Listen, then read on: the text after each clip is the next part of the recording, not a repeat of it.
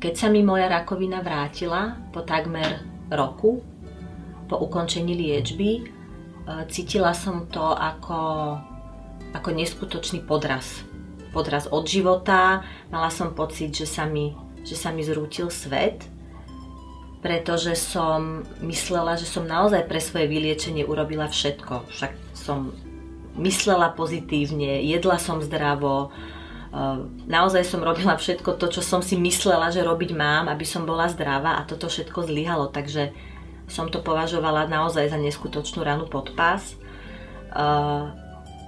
Ochorenie sa mi vrátilo takým zvláštnym spôsobom, že mi rozožralo krížové stavce, takže moji doktori mi povedali, že som v takom stave, že keď kýchnem, tak sa mi tie stavce rozpadnú a naozaj je veľká pravdepodobnosť, že skončím na vozíku.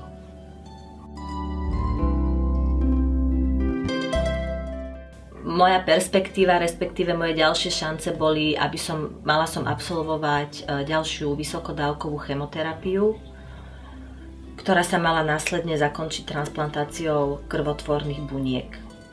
Ale ja som sa cítila tak strašne zradená, tak strašne nahnevaná, tak som neverila sama sebe, neverila som doktorom, neverila som ničomu, že v tomto hneve som sa rozhodla, že podpíšem revers a že sa nebudem ďalej liečiť a že vyskúšam nejakú alternatívnu metódu.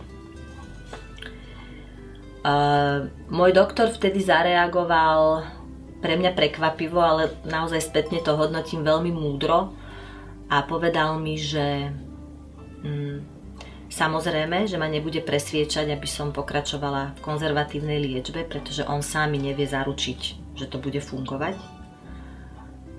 A ja som práve tú záruku vtedy potrebovala, pretože ja som chcela istotu. Ja som chcela istotu, že budem zdravá, a tým, že všetko doteraz zlyhalo, už som tomu proste neverila.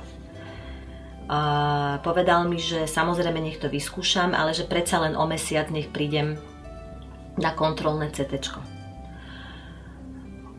A tak sa aj stalo. O mesiac som absolvovala kontrolné CT, ktoré samozrejme preukázalo nemilosrdnú progresiu.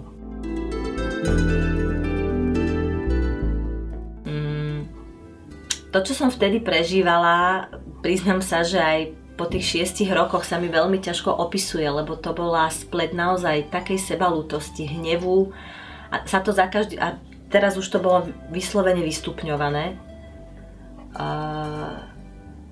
A vtedy, keď to myslím bolo úplne najhoršie, mi povedal môj priateľ, teraz už môj manžel, keď sme raz tak sedeli večer doma, že on sám nevie mi povedať, že toto dopadne dobre. Že on to netuší. Že možno, že toto, čo teraz prežívam, respektíve prežívame spolu, je len začiatok niečoho, čo si možno teraz ani len neviem predstaviť. Ale že kto mi kedy slúbil, že práve môj život má byť jednoduchý. Tieto jeho 3 vety ma natoľko prekvapili. Myslím si, že som sa vtedy prvýkrát zastavila v tom mojom behaní hore-dole pred strachom a pred tým všetkým, čo sa mi deje, a uvedomila som si, že mi vlastne neostáva vôbec nič iné, len túto realitu prijať. A o 3 dni som nastúpila na chemoterapiu do nemocnice.